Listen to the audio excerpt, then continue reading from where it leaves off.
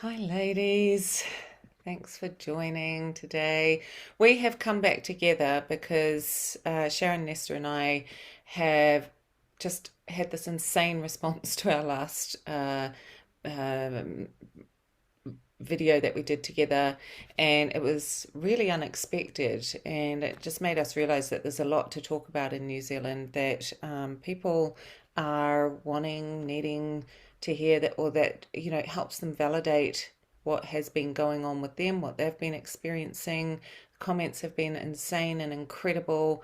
And so we just decided to kind of continue the chat. So here we are again. I've got Nestta, who I'm going to call Nessta Jones is like our practical put everything into place person. So everything that Sharon and I are doing, talking about, channeling, Nestta is actually actively out there around the world at these ceremonies, meeting these shamans, meeting these people in all different countries, out working with the whales. And so she's kind of tying it all together in this really practical way, and then bringing back lots of information from these trips. And Sharon Martin it has been channeling Gaia for 10 years. She's going to be traveling around the country, meeting people, talking to people, and I'm sure that this would be an amazing opportunity for some people to connect with her. All of our information is going to be underneath if you want to connect with any of us in person. And we also want to encourage any comments, any further topics that you're interested in hearing about. And I am Melly Rose, and I am a facilitator, healer, and spiritual counselor, and I work with people in all capacities in the spiritual realms. So all of us do our own form of channeling and get information in our own way, and we're just here to kind of put some of that together with all our different words and see what comes up of it. So thanks, ladies, for joining again, and I'm really looking forward to this chat. I've been looking forward to it for the last week, and I'm glad we're back together. So I was thinking that a lot of topics came up in our last video, and we sort of went all over the place. And what we thought we might touch on today is some of the challenges that New Zealand is facing, some of the things that are going on, what's behind some of those things from both a practical and esoteric point of view, and how we as individuals can bring something to the table. Each and every one of us has the ability to bring something to the table. And I think that, when we know that actually there's a lot of people out there in New Zealand all wanting the same outcome, because we have this tendency towards negativity, right? We have this tendency towards, oh, it's all over, what's the point, kind of thing. And it is easy to go down that road when you look with your eyes at some of the things that are happening, some of the laws that are changing, some of the freedoms that look like they're being taken away. But there is still an incredible amount of light, and there's a huge amount of people in New Zealand that are really, really ready for something to change, that really are desperately wanting to connect with other people that feel the same, and they are wanting to know that this there is this huge group of people to connect with and that feel the same as them, and there is hope, in New Zealand. There is hope in the world for real change to happen. So I'm really interested in what you've both got to say on that. I'll just jump in a minute. So I was really amazed during in Auckland, we had letters given to us back in November about this, that the council was going to be building 2 million more houses in Auckland. And we all got a letter saying, have a look at where your house sits on the map. And a lot of us were told we had risk of landslide or risk of flooding. And so there's been this big idea here of what they're calling managed retreat. It's pulling people off the coastlines, and it's happened to people down in the west coast, down towards Wellington as well. and several other places. And I think that what I was really amazed with is the amount of community, people getting together, sharing information, talking to the council, who were saying, actually, this is coming up from the government, where actually we don't think it's a good plan. There's no infrastructure changes happening to accommodate this massive new buildings. And I just was so, what I really noticed from a lot of people that I know is that it was quite terrifying for them. But once they Mm. had a group to join together, and it gave them some hope, and it actually brings people some power to know that they can, come together and do something about it. And quite Mm. grateful that the government has actually backed down a little for now, election year, of course. And if that comes up again, then we just have to stick together again and come together. So that was a good example of, I actually felt quite frightened myself, and I ended up giving information to about 80 different people in the end, and holding a Zoom about it to give people the information on how they could object to it, what they could do, where was their house sitting in that plan. And I really feel that really helped me to actually take some action, Mm. take some meaningful action, work with other people. And that's actually how I met Sharon. So I'll pass over to Sharon. Mm. Yeah, so I'm always shown how whatever is happening, it has a range of perspectives. And so I always see that those things that create some pushback are a catalyst for change. And so we can view something and have an internal response, which is, well, I don't like that and I don't want that to happen. And then we can go to, so what action can I take about it? So I think that if we always view those sort of perspectives as an enabler for garnering energy for change, that's a useful approach.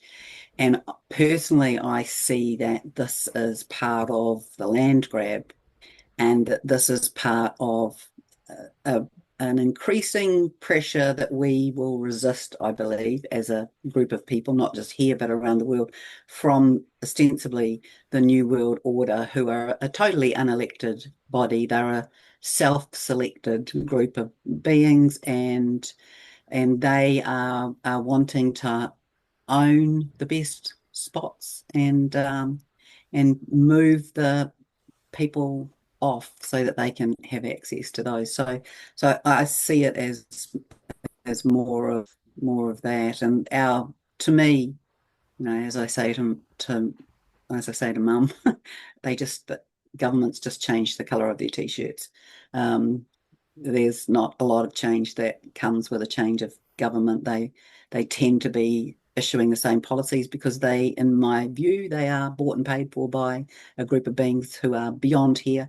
But it's also my intel from Gaia that they are being evicted from the planet, if not having already gone. And so there's some sort of replacement placeholders for a lot of those people, Mm. beings, creatures. Mm. What do you mean by replacement placeholders?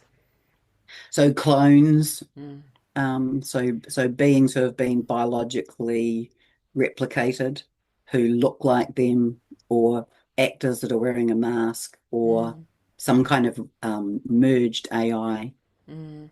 thing, or it could even be like imagery that is just projected, a projection. We Mm-hmm. don't actually see them in person, so it could be like a hologram, or there's a number of ways Mm. um, Mm. that, that can be seen. But Yeah. the biggest thing that's happening on our planet at the moment is that we've had 3 activations of what Gaia calls enlivenment. So we've returned now to our original divine plan blueprint. The planet is now breathing and pulsating as an entity. And Mm. we're just the micro of that. I So, love that. I love that. And for me, I've always been very connected to the stone. And, you think of like Barry Brailsford and the Song of the Stone and the Greenstone Trails and things. And I mean, these books, when I read them, was just like, it was like inhaling truth. Yes. and Songs of the Waitaha, and all of these books. It was just incredible how coded they are, in terms of waking up aspects of your soul, which really just blew my mind. And I didn't know we had people like that in New Zealand producing work like that. And so, when I came across all these books like a number of years back, it was just incredible to me, because I'm really not, I'm not a heights person, but I go under the ground. So caving and, abseiling deep down, and getting into caves, underground caves and things. And I've done that around the world quite a bit, and diving. So when I'm near the rock, just something starts to happen to me. I get really, really activated. And I've just been in Cairns actually, and it's the oldest rainforest in the world. It's 80 million years older than the Amazon. I had no idea. So Wow. it's incredibly activating up there. It's absolutely crazy. And we were at these Cascade waterfalls, crystal cascades, and the stone there just felt like hundreds of thousands of years old. And everywhere we were walking, I just wanted to run up and hug this wet dripping stone, Yes. It was just so incredible. And I just feel like that activation that you're talking about, Sharon, like the communication channels, it feels like, one of those last battles in Lord of the Rings, where the trees finally stand up and the oceans, roar, and the earth sort of rumbles, and everything just starts communicating together. Yes. And so as that happens, yes, we're going to have a lot more earthly movement, and we're going to have a lot more going on. And yes, maybe not all of it is natural, but actually some of it is, Yeah. this vomiting of everything that it has been holding for us, that she has been holding for us, for all this time. It is finally starting to be heard and be spoken, and to heal. And even if it's a long, slow process, it has begun for sure. Yes, absolutely. Mm. When you zoom out of the time that we're in and look at it from a cycles of time thing, everyone knows, or a lot of people know, that we've come to the end of a massive 25,590 year precession of the equinoxes cycle, and it's the fifth one. And this age that we're moving into is termed as the golden age, or the Aquarian age, moving out, back from Pisces. And so that gives me a lot of hope. And I also think that that is why the purification is happening, that all of the dirt, all of the stickiness, all of the evil, all of the things are starting to come to light, because it has to be seen for us Yes. to tear it down, for us to say, no, we don't want to live like this. And I often think of the animals, and I think, well, they just survive on the land, it provides everything for them, clean water. It's just the humans that tend to fuck it up. Yeah. They just get it wrong. But we can move back to that kind of lifestyle. It's the corporations and the way things are happening around corporations and governments, and these elite people who are very rich and unelected, like the WEF, like the WHO, Yes. etc., etc. And I think people need to see it, and it almost needs to be, it has to be so in your face that you're like the PC 120 plan that I mentioned. You have to feel like you're about to lose everything to actually realize, oh, I've actually got to stand up and fight for what I believe is right, not only for myself, but our children, for the animals, for the land, for the planet. It's quite a big thing that's going on, and I think that gives me a lot of hope, because I realize that one of the reasons the elites are doing so much to try and take control is because they're losing control. Mm-hmm. So they're really fighting hard to hold on to that. And they know about the times we're in right now. They know Mm. what's going on. Mm. Mm. Yeah. Yeah. Yes. They show Beautiful. up to me as the beings holding on to the edge of the cliffs with their fingernails. And there's no way out for them. So I was shown that there was some kind of moratorium that was placed at some point where they were like given an opportunity to exit by a particular date, which I don't remember, but sometime last year. And if they didn't, they would have to wear the consequences of being here and of whatever humanity decides to bring, I guess. But how we are right now is in an unsettled way because we're in that traversing from the old to the new. So we haven't quite left the old and we haven't quite got to the new, but these codes that are coming from the universe, from the solar, from the lunar, and from the galactic, that is exactly what they're designed to do, what you were talking about. So this showing up what still needs to be healed, this and bringing light to a situation that needs to be attended to. And so that is happening for us and in our communities and on the planet as more and more of what has been hidden will be shown, including the underwater cities and the underground cities and this whole thing that Guy's spoken about we're turning inside out and upside down, and it's happening in kind of a tangible way also. So the pyramids, for example, that are in our world, that are underground, under the ocean, internal of the earth, external of the earth, and they are here energetically as well as physically, and some of them are crystalline, and some of them are upside down and inverted, and all of those are being sort of rewritten and they've been connected up and reactivated, and they've created an internal sacred geometry that's designed to hold the planet energetically as we go through this expansion. Absolutely. Even when I was in Cairns, it just felt like there was pyramids everywhere.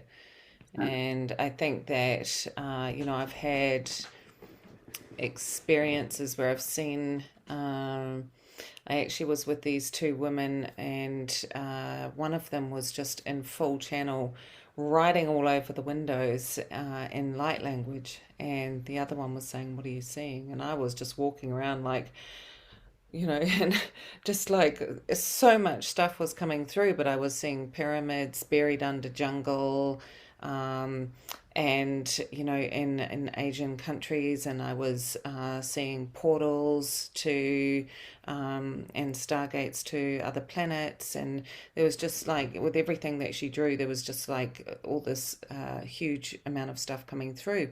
And what was really interesting about that was she didn't know what she was drawing. She couldn't understand what all the language was that she was putting onto the windows. She was just in her trance doing that. I couldn't read what she was, putting up there. It was, light language, but I was having very visceral, massive, purging light language responses with visions. And shortly after that, I suddenly found myself in this room with about 4 or 5 other I'm going to say galactic, it was like a small galactic representation of some kind of larger federation. And it was like a meeting room, and they were all from different places, and everything that they were saying, because we were asking about these women were saying, can we have more information, can we get some of these codes, and they were saying you cannot yet be trusted.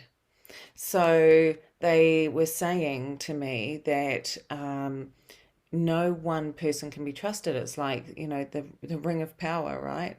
And they were saying, the only way that your planet has a chance is if we encode everyone with a piece of the puzzle.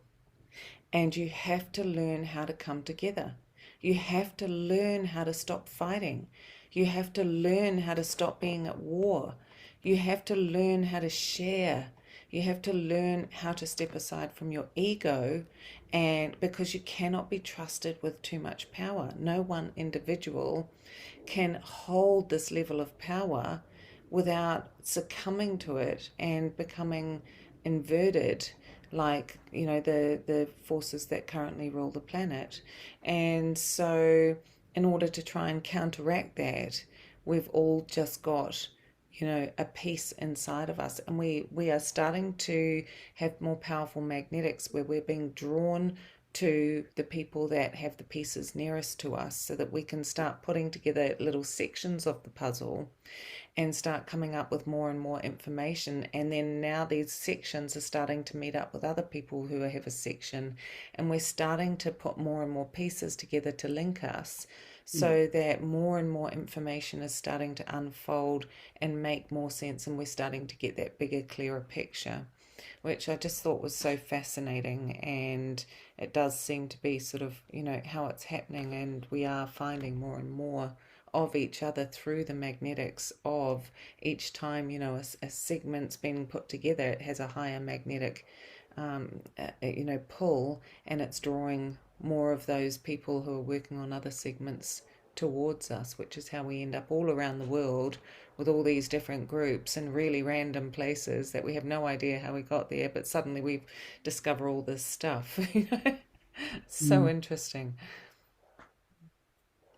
Yeah, I think we are coming out of an inversion, a very inverted time. And I think that as we move, on a planetary level, one person I really enjoy listening to on YouTube is Pam Gregory, because she talks about cycles of time and astrology on a hundreds of years kind of level. And she talks about time repeating itself. And this is a time of revolution. And that I find fascinating. So I kind of see time as we go through these spirals, and as we touch on a point from before. Everything actually happens energetically in spirals. Yeah. Oh, that's really interesting. Tell us more, Sharon. Yeah, so it's not just time, although time is a very elusive, time is a very 3D construct, really. So when we move to a higher dimension, time becomes present moment. And so that's the transition that we're in, and it can be very expanded. But yeah, all of the evolution, so that's what I would call it, that we're in an evolution, happens in spirals. So our lifetimes happen in spirals, our recognition of truth is happening in spirals, our connection to others is happening in spirals. And there's also something about the connection of 12. So it's as though a simple mathematical way of doing it is that groups come together in cycles or groups or clusters of 12, and that 12 creates the 13th energy.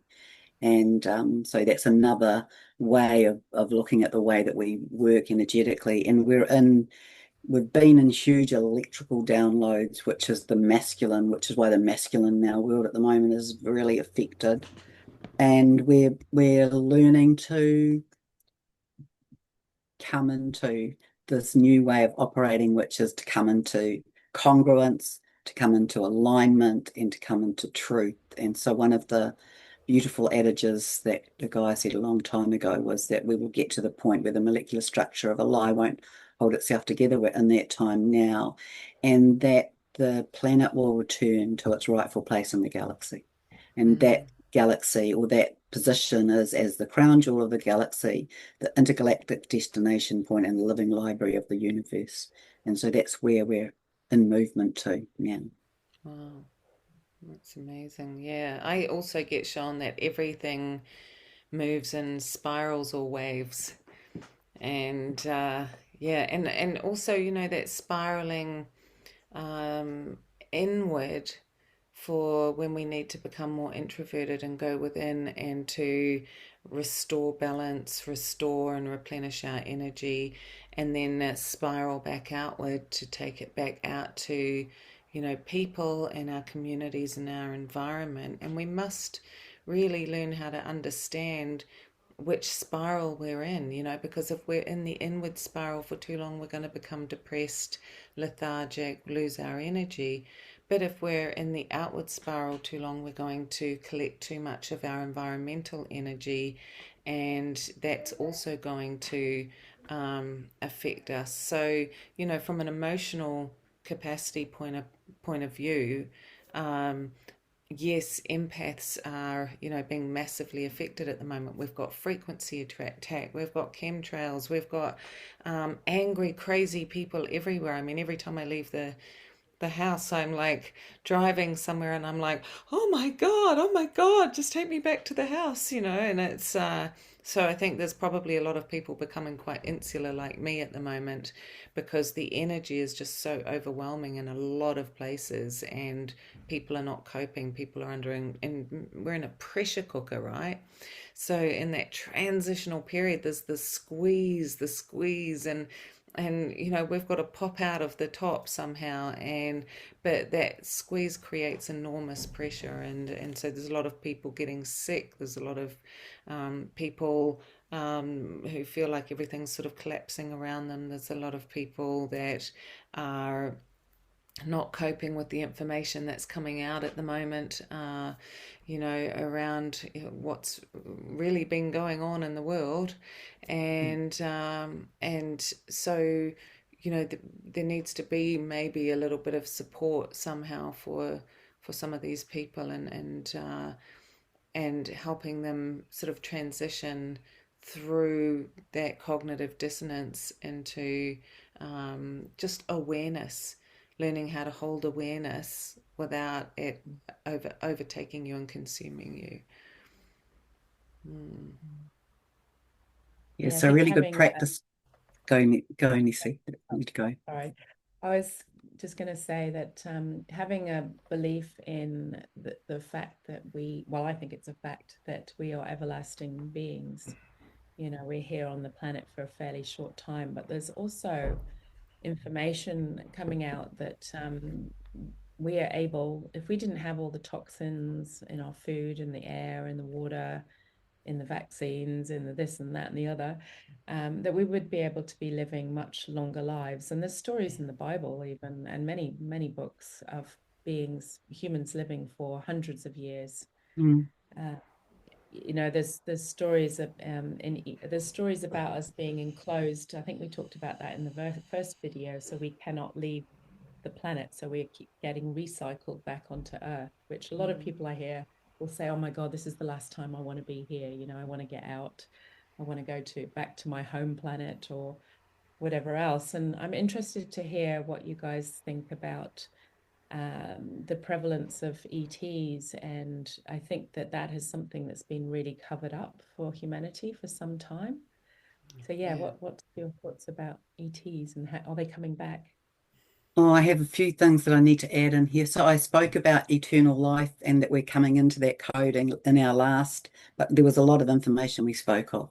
But we are coming into that possibility of living in a very extended life, even in this lifetime.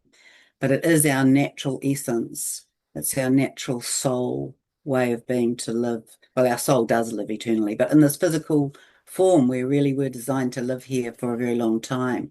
And so that sits in those codes are being like reignited at the moment. And so many of us will live long lives, and the codes of youthing also are becoming more available, and there'll be more that comes out about that.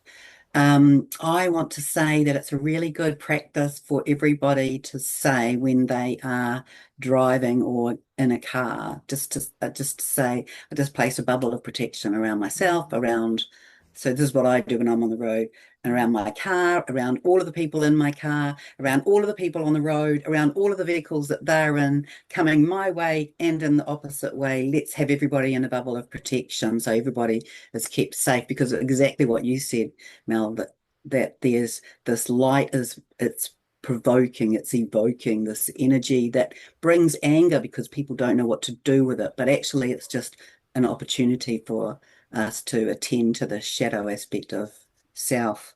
I'll put the stick back in the middle.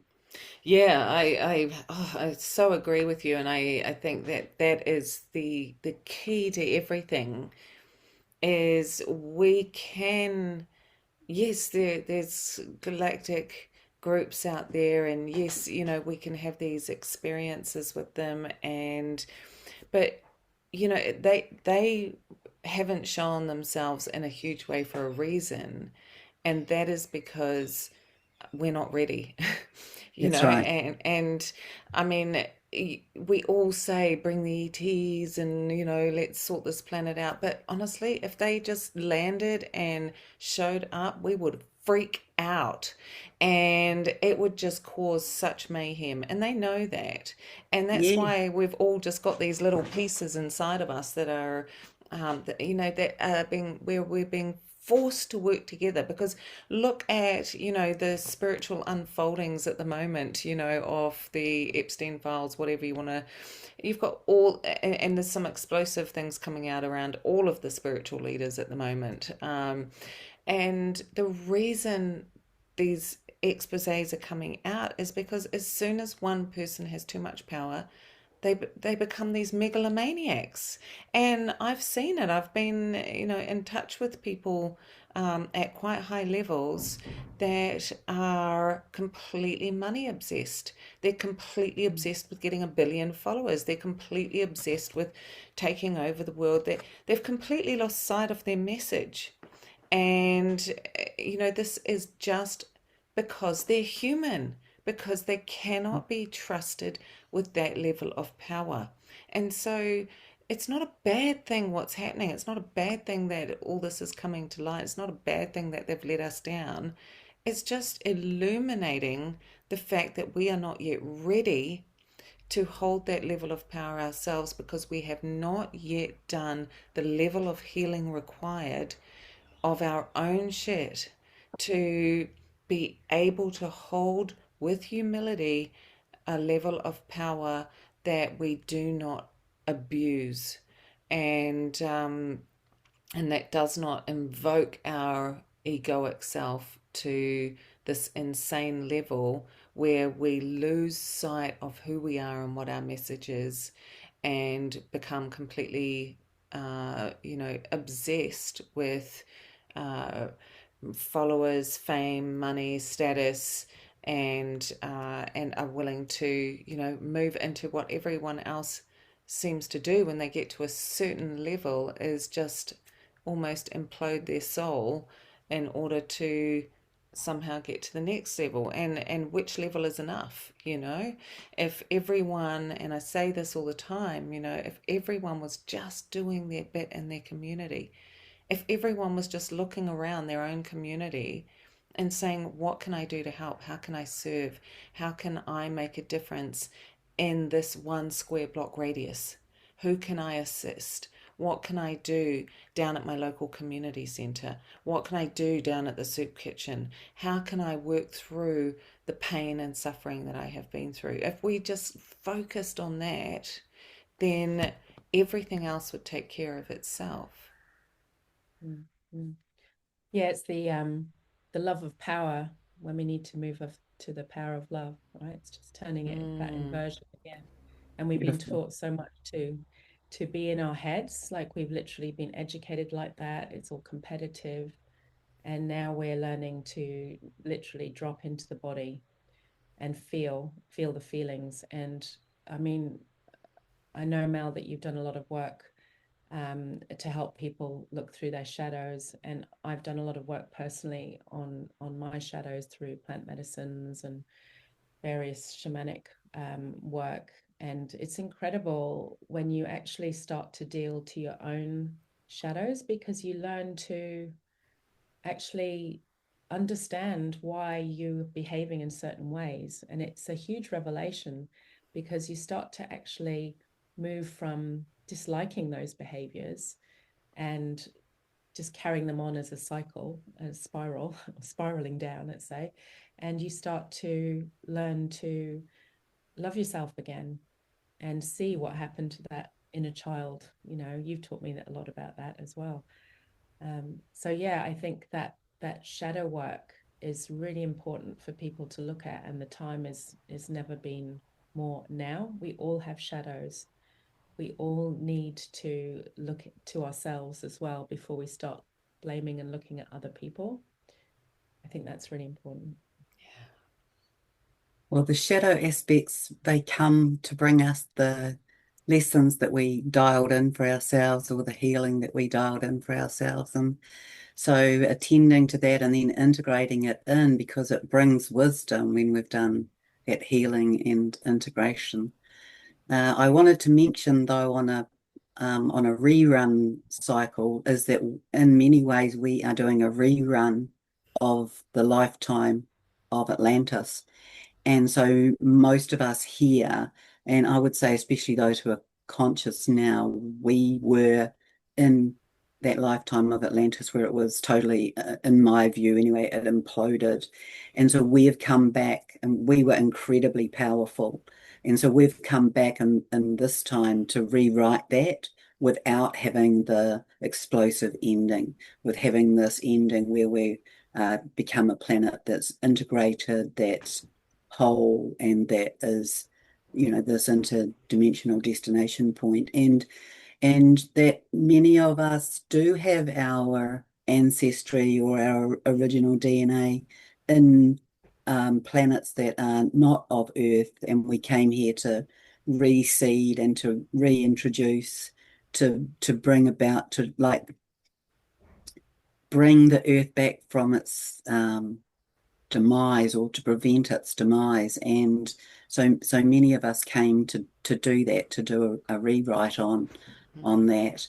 And we're on the edges of that, and it is going to mean, Gaia says, about a third of the population will leave now. And so we can see that a third of the population might not be of that sort of human sentient aspect. I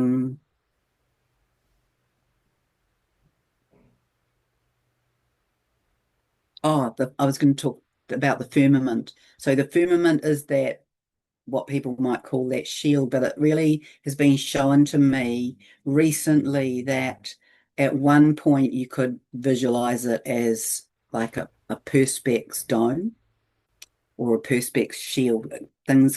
Beings couldn't come in and out of it. We were totally in isolation. And it's over time, it's gone from being perspex to being plastic to then being cellophane to now it's like a cellulosic cellophane that can dissolve. And so there's a membrane that can be passed in and out now. So that's a recent shift. Wow, that's really interesting. And yeah, it's something I often get people to do, because a lot is, a lot of people are noticing stuff happening at night at the moment.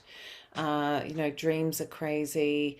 There's different things happening. So sometimes I'm often woken up at 3 or 4 in the morning, and after about the fourth night in the row, when I woke up at I think 3:33, and I was like, oh no, I'm wide awake again at 3:30, and I thought, okay, I'm going to lie here. I'm going to ask my team what's going on.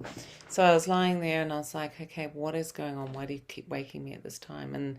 And they said to me, well, you complain that you never get a minute to yourself during the day. And I was like, oh, thanks.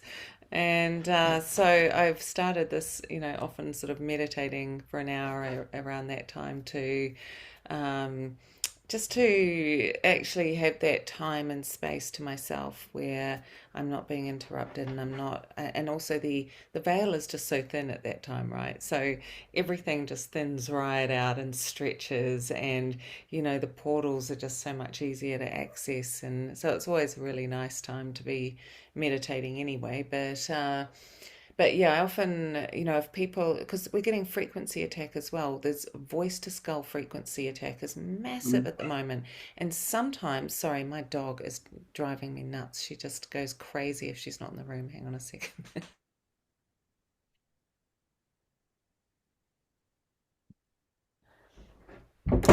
Honestly, she's been in and out, in and out. So yeah, we've got a lot of voice to skull. Sometimes I'm waking up, and I am waking up to thoughts that I would never have. And it's crazy. Like, I'm hearing the words in my head. I'm literally hearing words, and and they're being projected into my head, and I know that I would never say that. I would never think that. And I am waking up right in the middle of it, so I'm almost like catching it, and I'm like, wow, like I can totally see what is going on here. I would never have these thoughts. If I'm going to pray to God, I would never say Heavenly Father. These sorts of things are literally like a full scale voice in my head when I'm waking up. So I'm waking up in the middle of these transmissions, right, that are being projected into my head. So I do often get people to put a glass dome, like, these glass domes and these bubbles of protection. I get them just to bring down like a cake glass dome and put it over the bed, over the house, over the area, just like you do with the cars, Sharon. And I love that. And yeah, I'm going to start putting some more bubbles over the car when I go out. I keep forgetting to do that. It's a good reminder.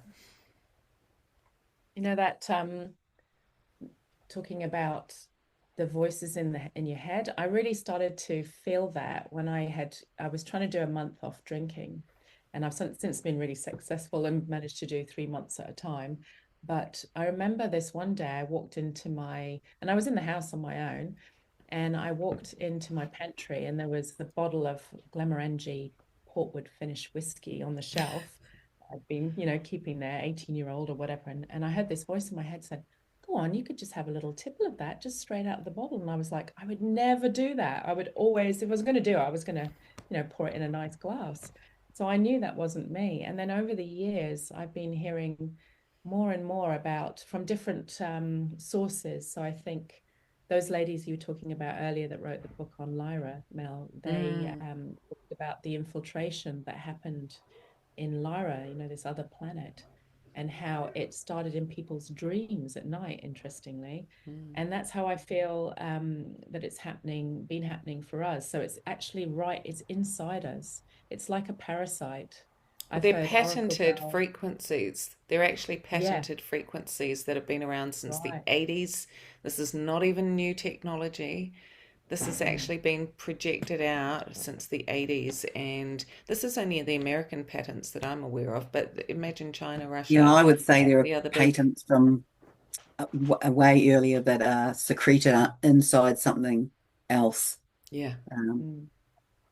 Well, the But way there I've is heard it this idea that the 3 o'clock time is the time for accessing your I am presence easily and your higher self easily. So if you wake up at that time, it'll be useful to ask your mighty I am presence, your higher self, to give you guidance on whatever else is going on. How can I, whatever you might want to do with it, how can I prevent this or protect myself, or how can I remember this so I can access it down the track, or where shall I file this, that kind of thing. It's to me it's the bewitching hour, but Mm. it's for all aspects. It's when all aspects can come in, so just direct it.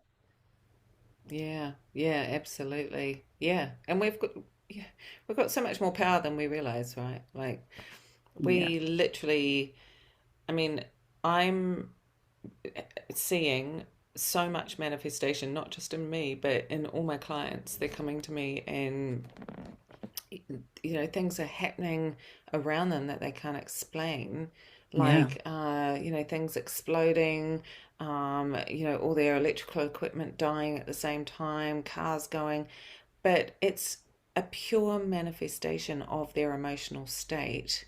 Not everything, but that's what I'm seeing when I tune in, is these emotional states, heightened emotional states, are creating physical manifestations. And it's happening more and more and more. This, almost telekinesis is sort of coming into positioning where we are literally creating the world around us. We're yeah, literally creating it every second of every yeah. day, right? That's right, and more so, and more um, quickly. Mm, And so that whole notion of energy flows where focus goes is like, whoop, straight in your face. And so this is our work to monitor our thoughts and place them into what it is that we desire. But yeah, the creation energies they really are showing up very strongly, especially for the feminine at the moment, because the feminine have like cut the path for this new way and are the creation or the creatrix, the aspect of creation. And the masculine they are, how I'm showing it is that they're laying in the path and they're building in what is created by the feminine. And so we're moving into this movement of flow, the figure eight in a whole lot of different ways. And the figure eight showing up also as a cluster, as like a star. That's the other imagery. And it's a new sacred geometry, if you can think of an asterisk, but each of those lines is made up of a loop. So there's a figure of eight loop that's made into a star asterisk, and that at the moment is shifting. I'm showing from the throat down to the top of the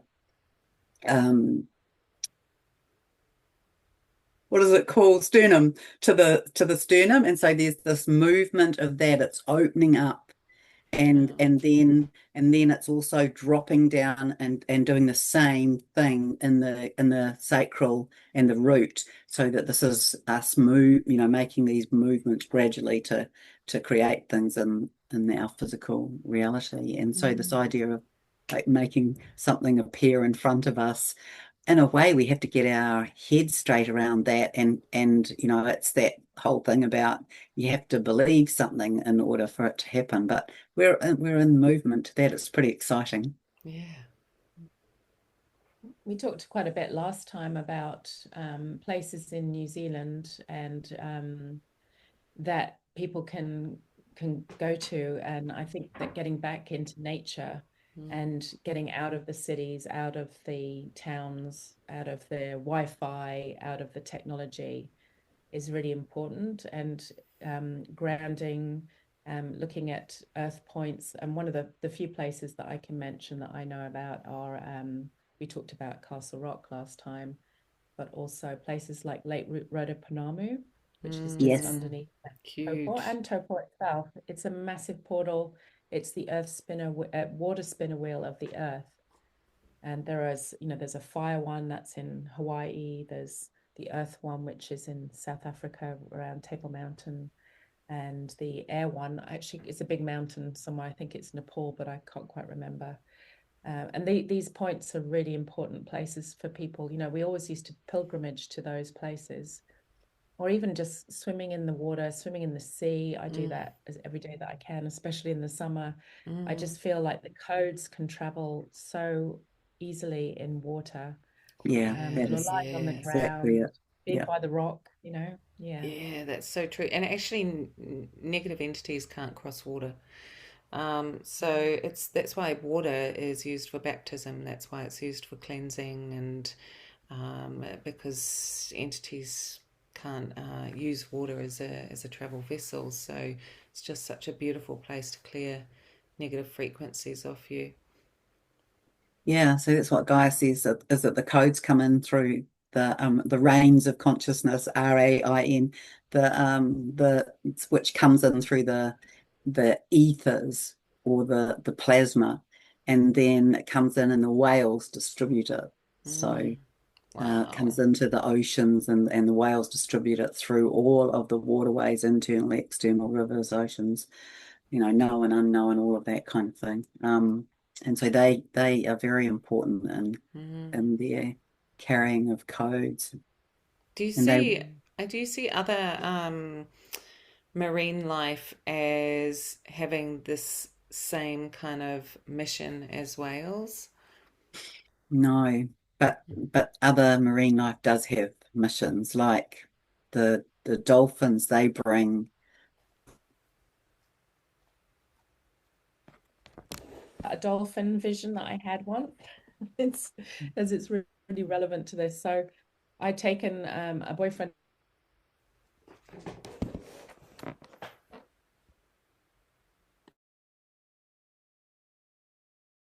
So I thought, right, I'm going to take him to go and be healed by the dolphins. And we didn't actually manage to get in the water with them. We can't hear you, Melly. Sorry, can I just interrupt you, Nesta? I'm just going to change into another frequency because we missed you there. And can you just repeat what you just said? Sorry, that froze at my end. Okay. Can you hear me now? Yeah, Is this good? yeah. Okay. So I was just saying, and I'll cut it short, that I had a vision once when I took a boyfriend to swim with dolphins to help him heal.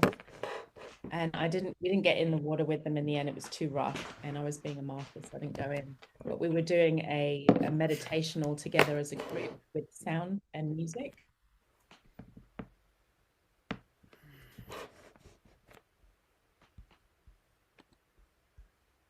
And said, "Hello, I am the king of the dolphins. Can I kiss you?"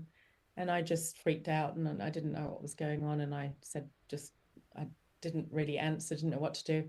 So he asked again, and he put a crown on his head and said, "I'm the king of the dolphins, and I've come here to give you a kiss. Can I kiss you?" And I said, "What?" So he said, "I'll ask a third and final time." And he put a pair of comedy lips, that you get from a cracker, on his snout and said, "I'm asking permission to kiss you." So I gave permission, and he jumped through my third eye, I guess, through my whole body. And I remember it like it's yesterday, and this is 20 years ago now. Every cell in my body was ecstatic, joyful energy. And I knew that that's what the dolphins bring to the planet. And when I've been swimming with Wow. whales, I've been lucky enough to see them swimming together. And honestly, it gives me goosebumps every time I remember either of those memories, seeing the whales and dolphins together. And I have to say, for those of you in New Zealand, just make a little plug here for coming to swim with whales in Aitutaki. We have spaces. So if you want to get in touch with me, please do, because it's the most amazing experience and gift. Yeah. Oh, and I can say, like, I've seen your videos, and Nesta's done these trips multiple times. I mean, that it's mind blowing, absolutely mind blowing. It is absolutely on my bucket list to be on one of those trips with you one day. It just blows my mind. I was sent to swim with the dolphins in Bimini. Well, I was sent to Bimini to collect some of the emerald codes for completion. And there's a dive there where you dive the Atlantic Road.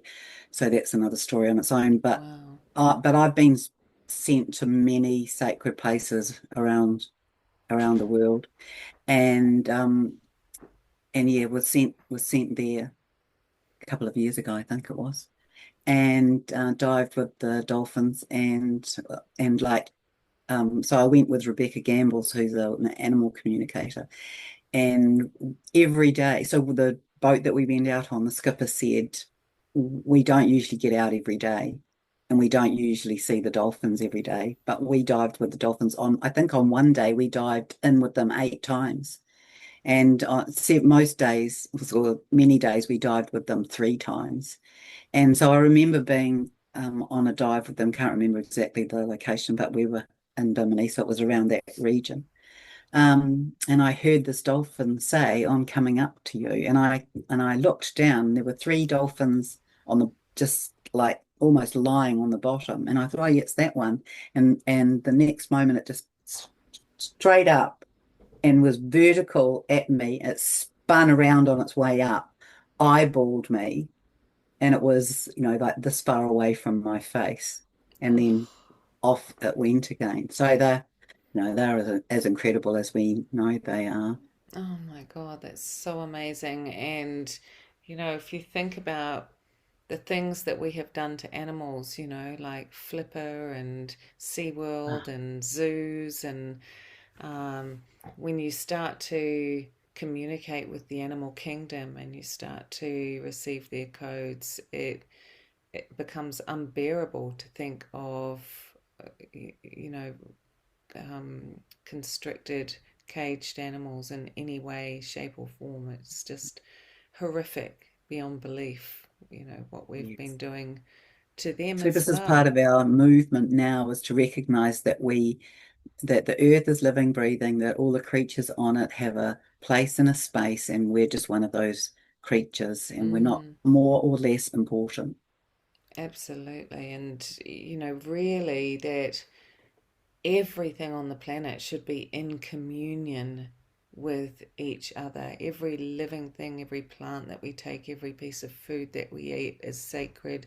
Our relationship with animals is sacred. Our relationship with nature is sacred. And all of these things, are being squeezed from us to keep us disconnected from each other. A lack of touch, lack of personal touch is just huge.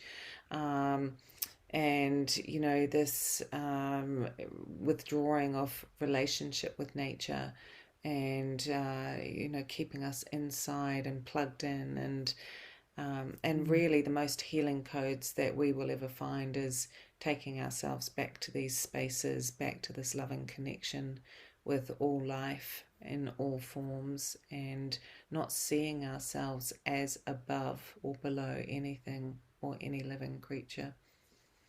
Mm. Mm. Mm, beautiful. Yeah. Dog, cats, they're all just beautiful, aren't they? Oh, We've learned so much from our animals. so much, yeah. So I think maybe it would be nice to sort of finish there. And what I would love from maybe you first, Nesta, is what your most hopeful message is for people listening that they can take away from today. Mm. Yeah, I think that when we're afraid of something, that's the time to really dig deep, because being afraid makes you freeze, makes you small. Reach out to someone, reach out to a friend, talk Mm, about it, find a community that you can share with, and hear about other people's stories and come up with ideas with them to take some action. And it doesn't matter if it's the wrong action, it just is mm, some action. It mm, moves your body and moves your mind out of that frozen space. So yeah, really reach out. I mean, I know I live on my own, so I really value my friends and my animals. And I really think that's important too, is just reaching out when you're feeling low and when you need company and when you need help. I love that so much. The Mm. best advice. It Sharon. is. The power is in our learning to be in present moment Mm, and to be in dialogue with self. So ask yourself the question and mm, see what answer comes. But I can assure you, from the highest level that I've ever accessed, that we are not in demise, that we are in this revival. We're in this remembrance of who we are and where we come from, and we're becoming those powerful beings again, um, bit by bit. And mm. and this is in this creation of our new. So the old is dissipating as we are recreating the new versions of ourselves, the new systems.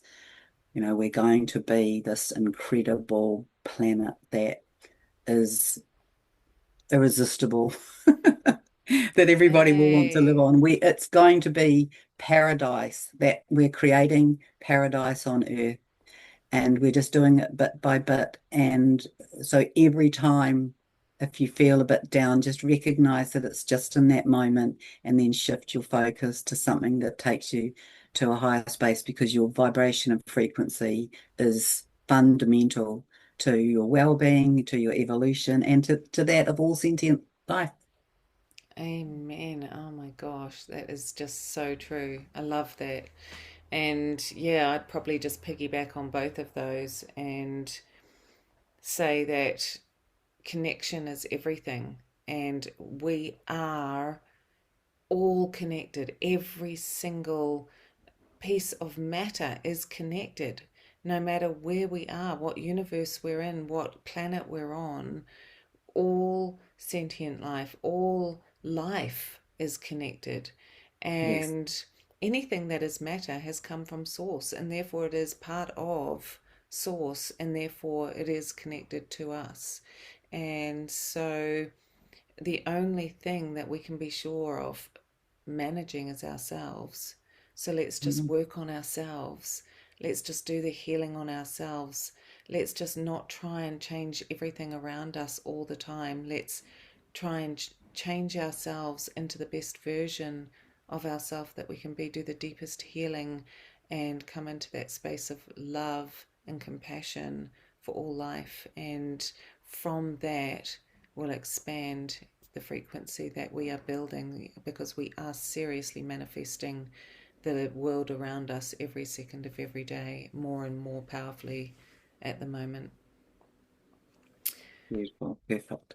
Yeah, all right. Thank you so much, ladies. I just love chatting to you too, and I'm really, really grateful that you've jumped on again. And yeah, let's chat again soon. And thanks to everyone that has tuned in, and we love your comments. And kia kaha, stay strong. Thank you. Thank you, everyone.